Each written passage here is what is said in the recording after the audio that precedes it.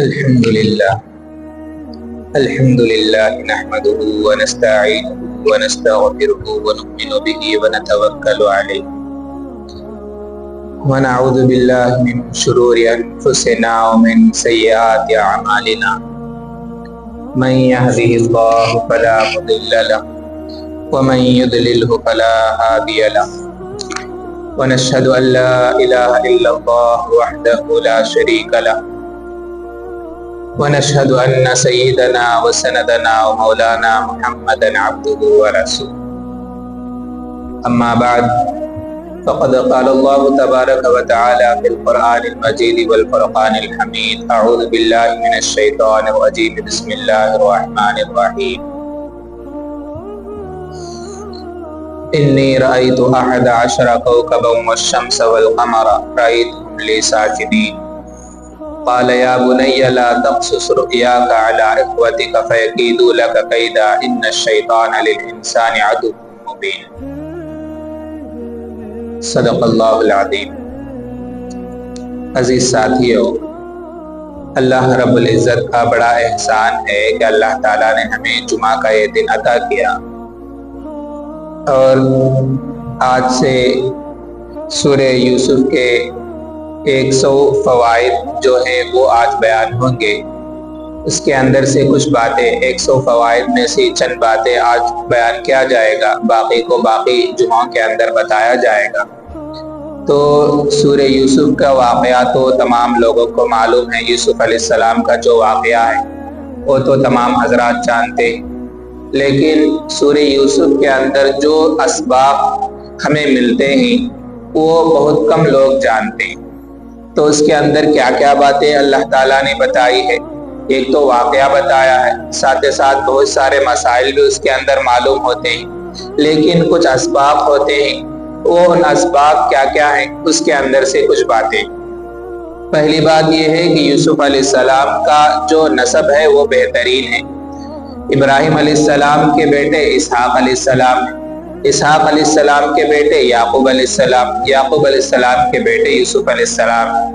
دیکھیں تو یہ خاندان بھی بہت اعلیٰ خاندان ہے، بہت ہی اچھا خاندان ہے، پورے کے پورے نبی ہیں، تو بہترین نسب بھی ان کا بہت ہے۔ اور اللہ تعالیٰ نے یوسف علیہ السلام کو خوبصورتی بھی بہت دی ہے اور بعد میں چل کر بادشاہت بھی دی ہے۔ یہ سب باتیں اس واقعے کے اندر معلوم ہوتی ہیں۔ تو پہلی بات یہ ہے کہ سورہ یوسف کا شان نزول کیا ہے، شان نزول یعنی بیک گراؤنڈ جو واقعہ ہوا وہ کیا ہے۔ تو پہلی بات، جب یوسف اللہ کے نبی صلی اللہ علیہ وسلم مدینہ تشریف لائے تو مکے کے اندر جب نبوت سے سرفراز ہوئے تو لوگ مکے کے کچھ لوگوں نے آ کر مدینے کے اندر ان سے، وہاں کے جو یہودی علماء تھے ان سے پوچھنے لگے کہ ہمارے یہاں ایک نبی آیا ہوا ہے تو اس سے ہم کیا بات کریں، اس سے کیسا ڈیل کریں، اس سے ہمیں کچھ پوچھے جس سے ہم یہ ثابت کر سکیں کہ وہ جھوٹا ہے۔ یہ بات ان کو ثابت کرنے کا تھا، یعنی کفار مکہ کو اللہ کے نبی سے ایسی سوالات پوچھے کہ اللہ کے نبی ان سوالوں کا جواب نہ دے سکے اور لوگوں کو ان کے سامنے کہا جا سکے کہ بھائی یہ آدمی جھوٹا ہے۔ یہ ثابت کرنے کا ان لوگوں کا ارادہ تھا۔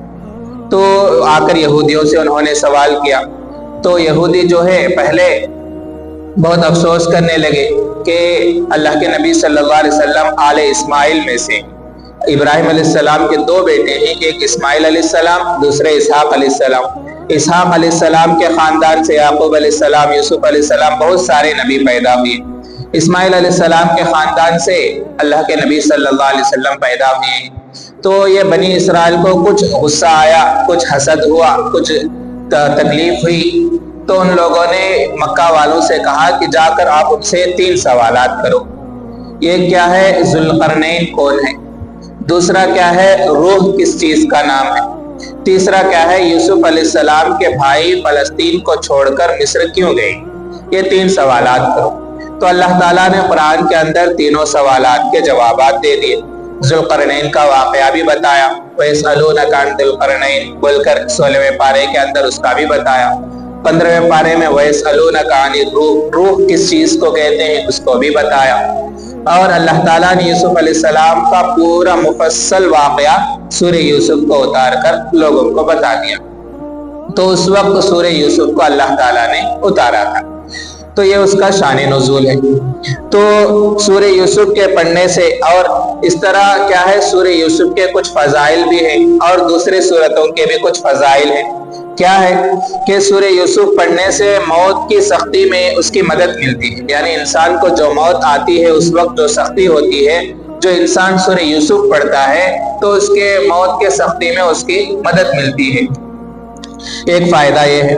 दूसरा फायदा ये है कि सूरह अनआम का, जो इंसान गम को दूर करना चाहता है, इंसान परेशान होता है, गम में होता है, उसको दूर करना चाहता है तो उसको चाहिए कि सूरह अनआम पढ़े। नंबर 3, अजाब कब्र सूरह आराफ पढ़ने से दूर होता है। जो इंसान चाहता है कि मुझे कब्र के अंदर अजाब ना हो तो उसको कसरत से सूरह आराफ पढ़नी चाहिए। और इसी तरह जो इंसान चाहता है कि मैं मुनाफिकत से दूर रहूं, मेरे अंदर दो तरह ना होनी चाहिए, यानी इधर भी बात करूं इधर भी मानो, दो तरह की बातें मेरे अंदर ना हो। जो इंसान चाहता है तो उसको चाहिए कि सूरह अनफाल को कसरत से पढ़नी चाहिए, सूरह अनफाल ज्यादा पढ़े। और जो इंसान चाहता है कि दिल की तंगी का बोझ जो है वो मुझसे दूर हो, यानी दिल इंसान का तंग हो जाता है परेशानी की वजह से, हालात की वजह से, तो वो जो इंसान उसको दूर करना चाहता है तो वो मुआवज़तैन को पढ़नी चाहिए। मुआवज़तैन यानी कुल औज़ु बिरब्बिल फलक, कुल औज़ु बिरब्बिन नास, इस सूरत को पढ़नी चाहिए। और जो इंसान चाहता है कि मुझे गुस्सा ज्यादा आता है, मैं गुस्से से बचना चाहता हूँ, मैं गुस्से को कंट्रोल करना चाहता हूँ, तो इंसान को चाहिए कि सूरह अस्र को ज्यादा से ज्यादा पढ़नी चाहिए। सूरह अस्र, वल अस्र इन्नल इंसान लफी खुस्र, ये सूरह जो है ज्यादा से ज्यादा पढ़नी चाहिए। इससे क्या है, गुस्सा कंट्रोल में होता है, गुस्सा गुस्से की ज्यादती से बचता है, यानी शॉर्ट टेम्पर जो है वो जरा कम होता है। और जो चाहता है कि अपने हालात बदले, यानी इंसानी हालात हमेशा बदलते रहते हैं, तो इंसान परेशान होता है तो हालात बदलना चाहता है, अपने परेशानियों को दूर करना चाहता है, हालात को बदलना चाहता है, तो उसको चाहिए कि सूरह यूसुफ को पढ़नी चाहिए। तो ये सूरतों के कुछ फजाइल हैं। तो अब सबसे पहली बात यह है कि सूरह यूसुफ के जो अंदर असबाब हैं, वाक़े के अंदर बहुत सारे असबाब हैं, वो अलग बात है। तो कुरान के अंदर एक लफ्ज है या अबदी, यानी यूसुफ अलैहिस्सलाम ने कहा है मेरे अब्बा, तो ये पहला फवाइद है। तो यहाँ पर इससे क्या मालूम होता है कि या अबदी के लफ्ज के अंदर करीबी रिश्तेदारों से मोहब्बत करना ये अच्छी बात है। करीबी रिश्तेदार यानी भाई है, बहन है, माँ है, बाप है, इन लोगों से मोहब्बत करना सबसे ज्यादा जरूरी है और उनसे इजहार करना भी चाहिए। माँ बाप से हो या भाई बहन से हो या बीवी से हो, बच्चों से हो, उनसे मोहब्बत का इजहार करना भी जरूरी है। सिर्फ छुपा लेकर रख लेने से सामने वाले को असर नहीं होगा, हम इजहार करेंगे तो तभी जाकर मालूम होगा। तो इसलिए उनके सामने इजहार करना भी चाहिए। और दूसरी बात यह है कि अबू के अंदर जो लफ्ज है, यानी अब्बा बोले तो भी चलता, बाबा बोले तो भी चलता, सब बोले तो पुकार लेते हैं अबू को, लेकिन अबू के अंदर लफ्ज अबू जो है उसके अंदर जो मोहब्बत है दूसरे लफ्जों के अंदर उतनी मोहब्बत जाहिर नहीं होती। अब्बा बोले तो भी ओके है, लेकिन बाबा बोले तो भी ओके, बाप को बोले तो भी अच्छा है, कोई परवाह नहीं, लेकिन अब्बू का लफ्ज जो है उससे जो मोहब्बत जाहिर होती है वो दूसरे लफ्जों से उतनी ज्यादा मोहब्बत जाहिर नहीं होती। एक बात तो इस आयत से या अबती इन्नी राइतु के अंदर से या अबती के लफ्ज से ये बात मालूम होती है। दूसरी बात ये क्या है, दूसरा फायदा क्या है, फरमाते हैं इन्नी राइतु, इन्नी इसके अंदर क्या है, इन्नी का लफ्ज इस्तेमाल किया गया है।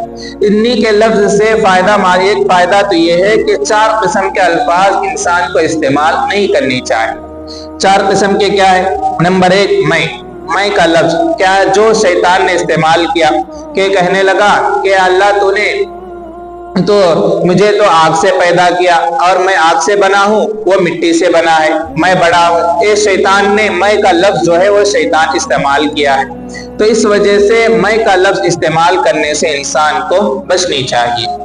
दूसरा जो है फिरौन ने जो इस्तेमाल किया मेरा का लफ्ज जो है क्या है, तो मेरा बोलते हैं ना, वो लफ्ज को अक्सर शैतान फिरौन ने इस्तेमाल किया है।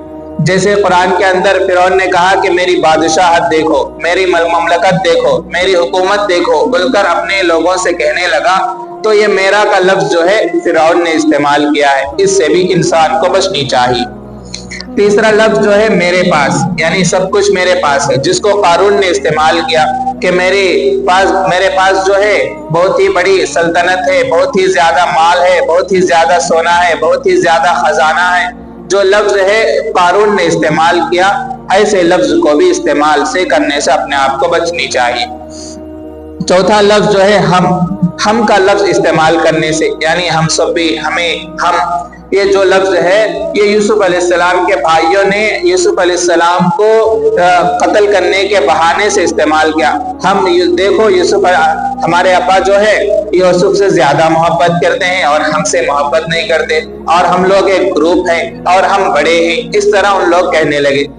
تو ان کے یہ ہم کا لفظ، یہ 3-4 لفظ جو ہے انسان کے اندر تکبر کو پیدا کرتے ہیں۔ تو اس لیے انسان کو ایسے الفاظ جس سے تکبر ظاہر ہوتا ہو، جس سے انسان کا بڑپن ظاہر ہوتا ہو، ایسے الفاظ کو استعمال کرنے سے بچنی چاہیے۔ تو دوسری بات یہ معلوم ہے۔ تیسری بات یہ ہے کہ لا تقصص رؤیاک، تیسرا لفظ جو ہے اس سے کیا معلوم ہوتا ہے کہ اس کے اندر ایک تو ہے خواب کے بارے میں، خواب کے بارے میں بہت تفصیلی باتیں ہیں، جو خواب کی کتنی قسمیں ہوتی ہے، خواب پڑھے تو کیا ہوتا ہے، صحیح خواب کی تعبیر کیسے دی جاتی ہے، خواب کے کیسے ٹائپس ہوتے ہیں، یہ لمبی مفصل ایک بیان بنتا ہے اس کا۔ تو وہ نہیں، یہاں پر جو بتائی جا رہی ہے لا تقصص رؤیاک، کہ حاسدین کے شر سے بچنی چاہیے۔ حاسدین کے یعنی حاسدین کے شر سے بچنے کے لیے اللہ نے ہمیں کوئی نعمت دی ہے تو اس کو چھپانا چاہتا ہے تو چھپا سکتا ہے۔ کیا ہے، مثلا کوئی انسان کہتا ہے کہ میں بڑا اچھا موبائل لیا ہوں، اب دوسرا انسان دیکھے گا تو جلے گا، تو اس لیے کیا ہے، اس کو بتانے سے چھپا لیتا ہے۔ اگر اسی طرح کوئی انسان سونا خریدا ہے، اب دوسرے کو معلوم ہوا تو ان روکو مرتا بول کر معلوم ہوا، تو اس واسطے اس کو چھپا لیتا ہے۔ اسی طرح کوئی انسان گھر خریدتا ہے، دوسرا معلوم ہے تو روکو مرتے بول کر کسی کو بیان نہیں کرتا۔ تو اس طرح اللہ تعالیٰ نے جو نعمت دی ہے، تو حاسدین کی شر سے بچنے کے لیے اس کو اگر انسان چھپانا چاہتا ہے تو چھپا سکتا ہے۔ دوسری بات یہ ہے کہ امن کے وقت میں اس نعمت کو ظاہر بھی کر سکتا ہے، یعنی اگر امن ہے، رونے والے نہیں ہیں، بولنا چاہتا ہے تو بول سکتا ہے، دونوں کی اجازت ہے۔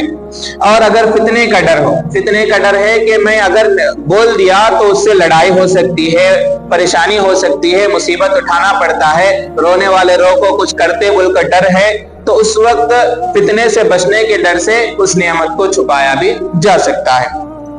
دوسری بات یہ معلوم ہوئی، اور ایک بات یہ معلوم ہوتی ہے اس لا تقصص رؤیاک سے، ہر بات کو نقل کرنا خلاف حکمت ہے، یعنی جو بھی بات معلوم ہوئی نقل کرنا شروع کر دیتا ہے، جو بھی بات آئی دوسروں کے سامنے ظاہر کر دیتا ہے، یعنی آگے پہنچا دیا۔ اگر آج کل تو واٹس ایپ کا زمانہ چل رہا ہے، ہر بات جو بھی آئی واٹس ایپ میں دیکھتا کچھ نہیں، کون ہے کیا ہے، بس آگے فارورڈ، 4 جتنے گروپ ہے اس میں فارورڈ کر دیتا ہے، تو اس طرح کچھ تحقیق نہیں کرتا ہے۔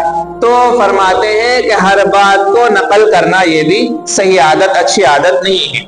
دوسری بات یہ ہے، جو بات دوسروں کو سمجھ میں نہ آئے ایسی بات بھی نقل نہیں کرنی چاہیے۔ اگر میں ایسا مثلا میں کیا کرتا ہوں، بیان کو ایک دم عربی انداز میں، ایک دم گھاٹ اردو میں، سخت اردو کے اندر میں آپ کو بتا دوں تو لوگ سامنے والوں کو سمجھ میں نہیں آئے گا۔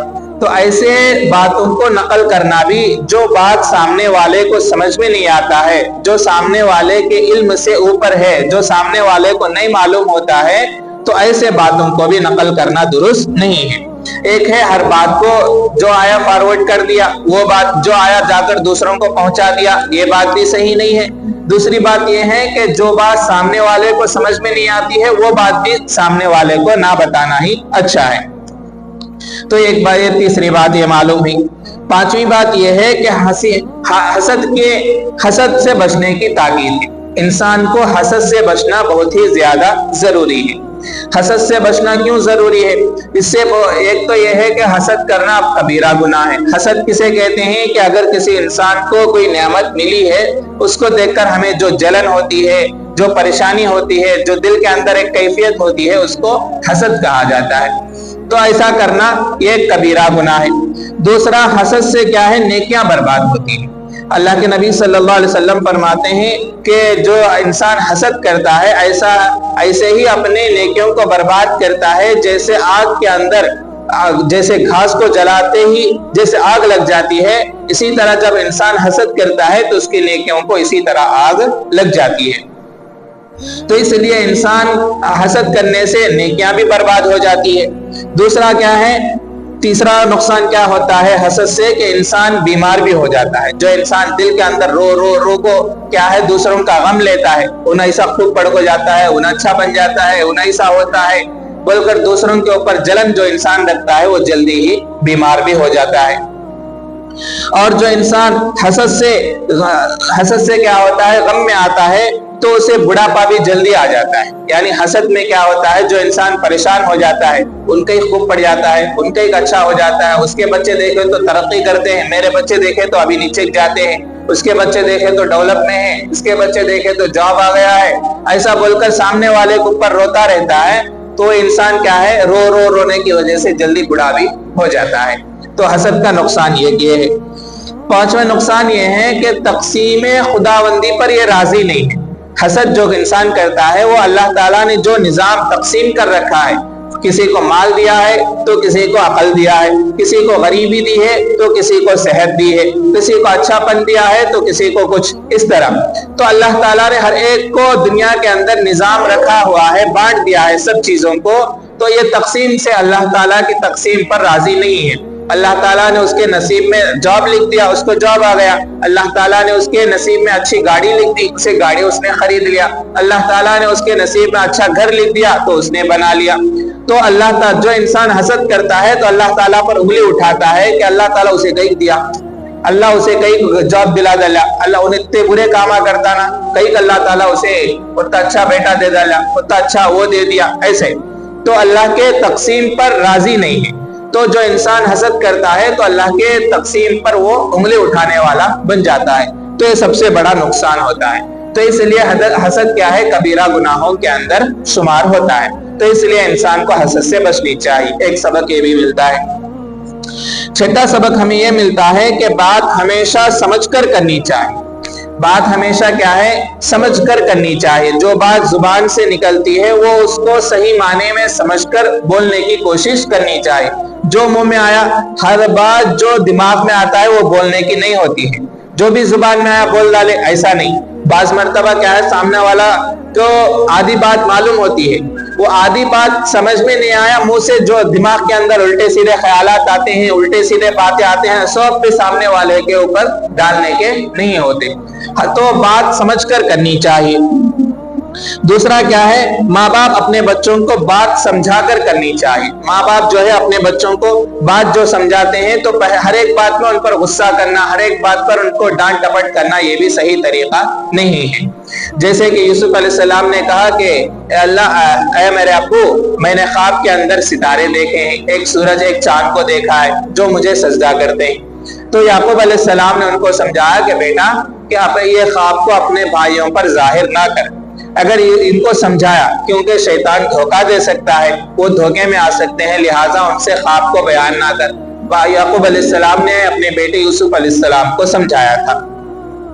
तो इस तरह माँ बाप जो है अपने बेटे को समझानी चाहिए। इससे क्या है, अच्छी तरह बात इंसान को, बच्चे को जल्दी समझ में आती है। और इसी तरह एक नौजवान का वाकया अल्लाह के नबी के जमाने में था कि एक नौजवान सहाबी थे। उनको जब भी भूख लगती थी कि पड़ोस के खजूर का झाड़ था, उस पर चढ़ते थे, खजूरें काट कर खा लेते थे। उनको बहुत मर्तबा उन्होंने समझाया, वो नहीं सुन रहे थे, वो नौजवान सहाबी। तो उसके बाद उन्होंने अल्लाह के नबी सल्लल्लाहु अलैहि वसल्लम के पास शिकायत ले गई। तो ये नौजवान साहबी डर गए कि आप मुझे अल्लाह के नबी मार डालते क्या, की अल्लाह के नबी क्या अल्लाते क्या, की अल्लाह के नबी क्या बोलते कि क्या की, बोलकर ये सहाबी अपने अंदर डर पैदा हो गए। तो अल्लाह के नबी ने उनको सबसे पहले बुलाया। बुलाने के बाद उनके सर पर हाथ फेरा। शफकत का हाथ फेरते ही उनको आधा डर चले गया। उसके बाद अल्लाह के नबी ने उनको समझाया कि बेटा, कि ऐसा नहीं करनी चाहिए। अगर तुम्हें भूख लगती है, नीचे पड़े हुए खजूर अगर तुम खाते हो तो कोई परवाह नहीं है, झाड़ के ऊपर के काट कर खाना, ये मालिक के इजाजत के बगैर खाना सही नहीं है, अच्छा तरीका नहीं है बोलकर अल्लाह के नबी सल्लल्लाहु अलैहि वसल्लम ने उस सहाबी को समझाया। तो वो सहाबी अच्छी तरह समझ गए। उससे क्या हुआ, वो सहाबी के दिल में अल्लाह की नबी की मोहब्बत भी बैठ गई और साथ ही साथ वो बात सुनने वाले भी बन गए। अब जब घरों में क्या होता है, अगर कोई इंसान माँ बाप जब बात समझाने की ताकत नहीं होती फौरन डांट डपट करना शुरू कर देते हैं। उनको सही माने में समझाना नहीं आया तो फौरन अड़ाना शुरू कर देते हैं, जो कि सही तरीका नहीं है। तो फकत डांट डपट करने से बच्चों के अंदर क्या है, बगावत पैदा हो जाती है। बगावत के तो हमें कई दिनों बात सुनना, क्या है क्या कितना को कर लाते, कितना को मारते बोलकर रिवर्स होना वो लोग शुरू होते हैं, इसी को बगावत कहा जाता है। तो इसलिए हमें चाहिए कि माँ बाप को चाहिए बात हमेशा समझाकर करने की कोशिश करनी चाहिए। एक बात इस वाकये से ये एक फायदा ये मालूम होता है। नंबर 7, फकत डांट डपट करने से बगावत का सबब बन जाता है। ये यानी बच्चों को हर एक बात में नहीं नको करे जानी ऐसा वैसा बोलकर डांट डपटेंगे तो इससे भी बच्चे बगावत शुरू कर देते हैं। नंबर 8, छोटों को ना सुनने की आदत भी डालनी चाहिए। ना सुनने की आदत बोले तो नहीं है, नहीं दिलाता नहीं मैं, नको करे जानी तू बोलकर नो बोलने का जो लफ्ज है वो भी बच्चों को आदत डालनी चाहिए। हर एक माँ बाप क्या करते हैं, बच्चा जब थोड़े माँ बाप जो होते हैं मोहब्बत से बच्चों को पालते हैं, उसके अंदर लाड़ होता है। लाड़ करना अच्छी बात है, लेकिन एक लिमिट होती है, वो लिमिट क्रॉस करके लाड़ करेंगे तो बच्चा सर पे चढ़ जाएगा, नीचे नहीं उतरेगा। वो लिमिट रखनी चाहिए। क्या है वो कैसे करना, कि पहली बात तो यह है कि लाड़ को लिमिट में रखनी चाहिए। दूसरी बात यह है कि बच्चे की हर ख्वाहिश को पूरी नहीं करनी चाहिए। बच्चा क्या पूछे वो होना दिला डाले, वो खाता खिला डाले, वो होना ये कर डाले, ऐसा नहीं करनी चाहिए ना। आज नहीं सबा नहीं ऐसा, यानी हर एक बच्चे की हर ख्वाहिश के अंदर होना बोलकर पूरा करने की कोशिश नहीं करनी चाहिए। थोड़ी जगह नको बोलकर बोलने की भी आदत डालनी चाहिए। इससे बच्चे को आदत पड़ेगी कि हर ख्वाहिश पूरी नहीं होगी और वो लाड़ का भी ज्यादा इस्तेकाक नहीं बनेगा, लाड़ से भी बच जाएगा। और इसको बच्चे की आदत नो बोलने की आदत अगर नहीं रही तो बाहर भी उन बोले जैसा सुनना, कौन भी नो को उसका नो कही जानी ऐसा बोलकर उसके अंदर पड़ जाएगा। तो इसलिए बच्चों को इसकी भी आदत डालनी चाहिए कि ना करें, ना की आदत भी डालनी चाहिए। दूसरी बात यह है कि कभी कभार बीवी को कभी कभार मना भी करते रहनी चाहिए। यानी बच्चों को कोई चीज खरीदनी है तो उससे बच्चों को खरीदने से मना भी करनी चाहिए। चीज मोल ले जानी, ये खाई जानी, ये नको करे जानी, ऐसा इसको भी मना करते रहनी चाहिए। नंबर 9, अल्लाह रब्बुल इज्जत का चुनाव। अल्लाह ताला ने इस उम्मत को चुन लिया है। अल्लाह ताला ने इस उम्मत को बहुत ही पसंद फरमाया है और चुन लिया है। और क्या है, अल्लाह ताला ने बहुत सारे, जैसे कि यूसुफ अलैहिस्सलाम के वाक़े में कहा वकज़ालिका यज्तबीका रब्बुका, इसमें अल्लाह ताला कहते हैं कि हमने इनको चुन लिया है, तुम्हारे रब ने तुमको चुन लिया है, तुम्हारे रब ने तुमको पसंद कर लिया है। लेकिन इस उम्मत की बारी जब बताने की आई तो अल्लाह ताला इस उम्मत के लिए कहा कि वज्तबैनाहुम का लफ्ज इस्तेमाल किया है कि हमने इसको चुन लिया है। एक है तुम्हारे रब ने तुमको चुन लिया है, यह लफ्ज अलग होता है। तुम्हारा बोलकर सामने वाले को कुछ अलग करने का मीनिंग इसके अंदर महसूस होता है। हमारा बोलकर बोलने का लफ्ज अलग होता है। जैसे माँ बाप होते हैं, बच्चे होते हैं कि कहते हैं कि मेरे अब्बा मेरे अम्मी जैसे बोलते हैं, तो इससे क्या होता है कि इसके अंदर अपनाइयत जाहिर होती है, इसके अंदर एक किस्म का फीलिंग होती है कि मेरा है बोलकर एक फीलिंग होती है। तो अल्लाह ताला ने इसी तरह इस उम्मत के बारे में कहा कि वज्तबैनाहुम, हमने इस उम्मत को चुन लिया है। हमने का लफ्ज जाहिर करता है कि इस उम्मत पर बहुत ही बड़ी मेहरबानी अल्लाह ताला ने कर दी है इस उम्मत को चुनकर। और यूसुफ अलैहिस्सलाम के वाक़े में कहा कि हम तुम्हारे रब ने तुमको चुन लिया है। तुम्हारा रब यानी तुम्हारा बोले तो अलग जिस तरह करते हैं, इस तरह का लफ्ज इससे मालूम होता है इसके अल्लाह ताला ने इस उम्मत को चुन लिया है। और इसी तरह नंबर 10, बाप दादा का मुअज़्ज़ज़ होना ये भी जरूरी है। बाप दादा जब मुअज़्ज़ज़ होते हैं, इज्जत वाले होते हैं, ये भी बड़ी नेमत होती है, क्योंकि ये भी आजकल के जमाने के हिसाब से हो तो बाप दादा का भी इज्जत वाले होना बहुत ही फजीलत वाली चीज होती है। जैसे बाप इब्राहिम अलैहिस्सलाम है, इब्राहिम अलैहिस्सलाम के बेटे इसहाक अलैहिस्सलाम, इसहाक के बेटे याकूब, याकूब के बेटे यूसुफ अलैहिस्सलाम है। तो ये खानदान देखे तो हर एक भी नबी भी हैं और साथ ही साथ मुअज़्ज़ज़ भी हैं, बड़े इंसानों में से हैं। और अल्लाह ताला ने بھی इनकी तारीफ, अल्लाह के नबी सल्लल्लाहु अलैहि वसल्लम ने भी इनकी तारीफ की है। तो ये खानदान का आला होने से भी अच्छे नस्ब यानी अच्छे खानदान वाला, खानदान का अच्छा होना भी एक अच्छी सिफत होती है। और इसी तरह इससे क्या होगा, जब माँ बाप अच्छे होंगे तो औलाद भी अच्छे बनेगी। माँ बाप अच्छे होंगे तो अच्छे, जैसे कि अली रजी अल्लाह अन्हु और फातिमा रजी अल्लाह अन्हा, उनकी औलाद हसन हुसैन है। दो माँ बाप भी अच्छे हैं, औलाद भी अच्छी है। और इसी तरह इब्राहिम अलैहिस्सलाम, हाजिरा अलैहिस्सलाम है, ये दोनों हैं। तो इसी तरह इनको इस्माइल अलैहिस्सलाम, इसहाक अलैहिस्सलाम, ये भी अच्छे हैं। तो ये भी औलाद माँ बाप जैसे अच्छे होंगे तो औलाद भी अच्छी होगी। इसी तरह इमाम अबू हनीफा रहमतुल्लाह अलैह के वालिद साहब भी बहुत ही नेक थे, तहज्जुद गुजार थे। और इसी तरह अब्दुल कादिर जिलानी रहमतुल्लाह अलैह के माँ बाप भी अच्छे थे, नेक सालेह थे। तो जब माँ बाप अच्छे होंगे तो औलाद भी अच्छी होगी। जैसे कि इससे पहले भी मिसाल देकर समझाया कि माँ बाप एक टंकी की तरह होते हैं, तो टंकी में से वही चीज निकलेगी जिसके अंदर वही जो उसके अंदर मौजूद होता है। यानी माँ बाप अगर अच्छे हों तो औलाद भी अच्छी निकलेगी, अगर माँ बाप खराब हो तो औलाद भी खराब निकलेगी। या दूसरे लफ्जों में कहे, हंडी में क्या है कि डोंगे में वो चाहता बोलते हैं। हंडी में क्या है कि डोंगे में वो चाहता, मतलब क्या है कि हंडी के अंदर अच्छा सालन हो तो डोंगे में अच्छा सालन आएगा। हंडी अगर खराब है, हंडी के अंदर सालन खराब है तो सालन भी खराब ही निकलेगा। तो इसलिए माँ बाप का मुअज़्ज़ज़ होना, माँ बाप का अच्छा होना, ये भी बहुत ही ज्यादा जरूरी होता है।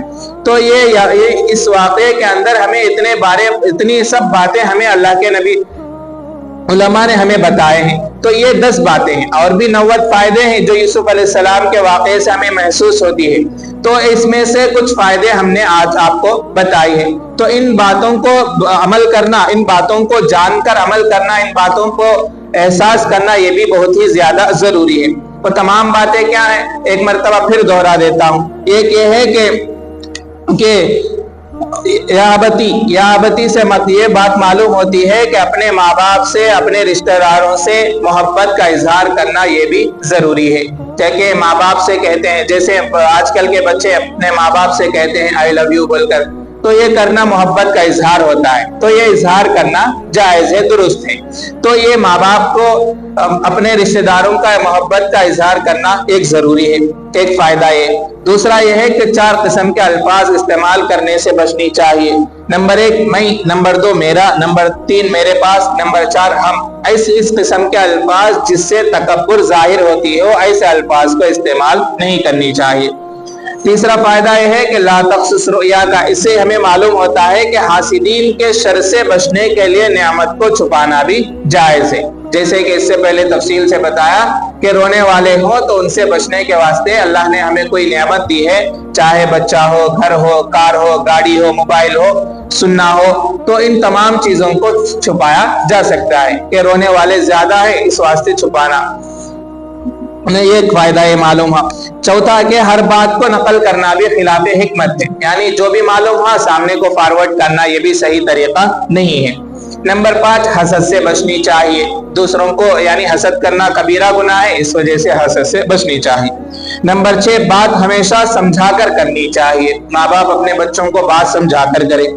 नंबर 7 फकत डांट टपट से बगावत का सबब बनता है, जो भी माँ बाप क्या है, बच्चे बात सुने नहीं फौरन अड़ाना शुरू करे, तो इससे क्या है माँ बाप के इस गलती की वजह से बच्चे बात सुनने वाले नहीं बनते। नंबर 8 छोटों को कभी कभार ना सुनने की भी आदत डालनी चाहिए कि नहीं ये नहीं करना तो नहीं करना बोलकर आदत उसकी भी डालनी चाहिए। नंबर 9 अल्लाह ताला ने इस उम्मत को चुन लिया है, इसका एक फायदा अभी मैंने बताया है, क्यों तो एक फायदा ये है। नंबर 10 क्या है, बाप दादा का मुअज़्ज़ज़ होना ये भी नेमत है। तो ये तमाम ये 10 नियामतें हैं, जो 10 फवाइद हैं, जो 10 असबाब हैं जो सूरह यूसुफ से हमें मालूम होते हैं। अल्लाह ताला कहने सुनने से ज्यादा अमल करने की तौफीक अता फरमाए। और मा अलैहि इल्लल बलाग।